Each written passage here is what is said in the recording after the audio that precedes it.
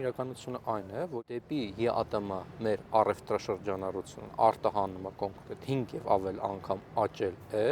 իսկ դեպի Եվրոմիություն 5%-ով կրճատվել է։ Այսինքն սա է իրականությունը։ Եվ այս պահին դեպի Եվրոմիություն մտնելը, այսինքն ԵԱՏՄ-ից դուրս գալ եւ Եվրոմիություն մտնելը ավելի ցավոտ կլինի Հայաստանի Հանրապետության համար, քան 2018 թվականին է։ Այսինքն մեր կառավարությունը կարող է մի բան է հայտարարում, բայց իրական տնտեսությունը, իրականությունը այլ կողմ է աղվում։ Զուտ չէ, օրինակի համար, որ 2023 թվականից 24 թվականները ոսկու վերարտանման մեծ ծավալ անցավ ոչ թե այլ ԵԱՏՄ պետությունով, այլ հենց Հայաստանով, որը ել ավելի մեծացրեց Հայաստան եւ ԵԱՏՄ կապերը։ Բացի այդ, ներդրումային տեսանկյունից այս պահին ավելի շատ ներդրում գալիս է հիմնականում ուղղակի ներդրումներ ԵԱՏՄ Ռուսաստանի Դաշնությունից, քան ԵՄ երկրներից։ Բացի այդ, մեր նախկին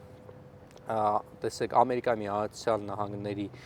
նախկին դեսպաններից մեկը Հայաստանում հայտարարեց Եվրոմիության հանձնաժողովում, որ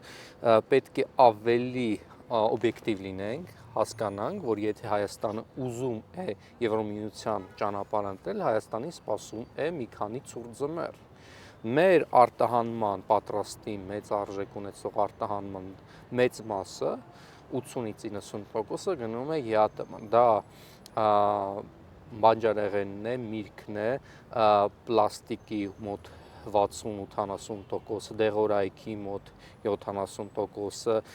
գնում է դեպի ԵԱՏՄ շուկա, ինչպես նաև ԵԱՏՄ շուկայից մեծ քանակությամբ մեր համար կենցաղային անհրաժեշտության ապրանքներ ենք ստանում, ինչպիսին է հացահատիկը, ցորենը եւ նավթամթերք, բենզինը։